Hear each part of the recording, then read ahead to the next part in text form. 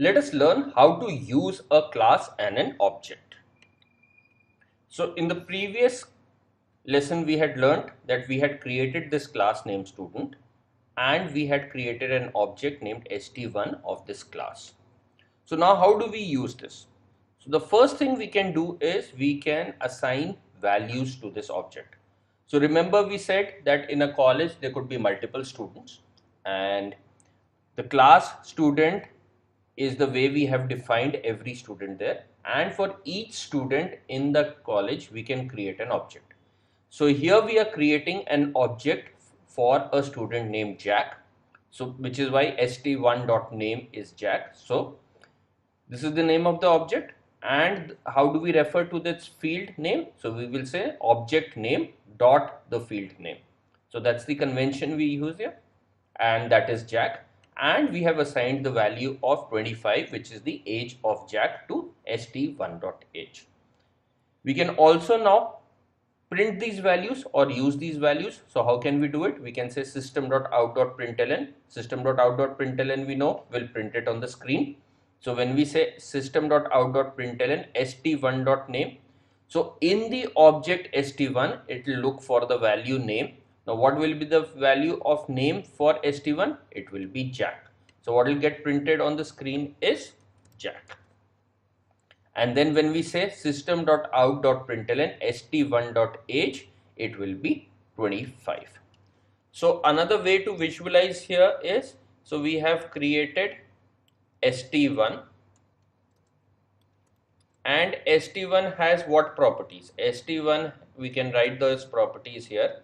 So st1 has the properties name is equal to Jack, that is what we gave it, and it has age is equal to 25.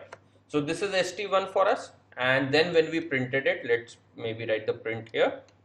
So when we printed it on the screen, st1.name, when we printed it printed Jack, and when we printed st1.age, it printed 25. Let's look at one more example.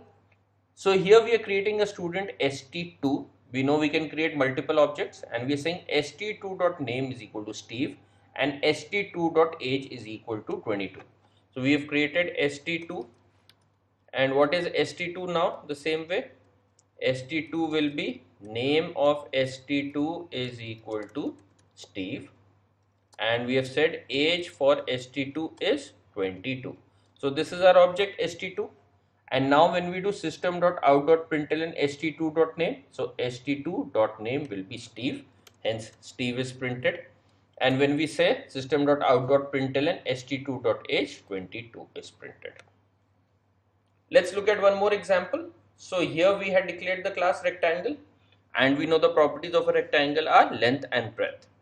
So we have created a rectangle rect1, and we have set rect1.length to 10 and rect1.breadth to 6. So we have rect1 exactly the same way, and in rect1 what do we have? We have length is equal to 10 and we have made breadth is equal to 6. This is what we have done. Now let's see what are we doing more with this. So now we are saying system.out.println. So this was our rect1. So now when we say system.out.println rect1.length, what will get printed on the screen is rect1.length, which is 10. And when we say system.out.println rect1.breadth, what will get printed on the screen is 6. And now if we say want to say, here was our rect1, if you want to say int area is equal to rect1.length into rect1.breadth. Suppose we want to calculate the area of this rectangle. We know area of a rectangle is length into breadth, so that is what we are doing here. So now what will area become? Area is equal to rect1.length. What is rect1.length? It is 10 into rect1.breadth. What is rect1.breadth? We know it is 6. So what will area be? 60. So now when we print area on the screen, what will get printed is 60. So this is how we have been able to use an object. So we created a object of the class rectangle, and we have been able to use it to calculate its area. Similarly, we can calculate its perimeter and so on.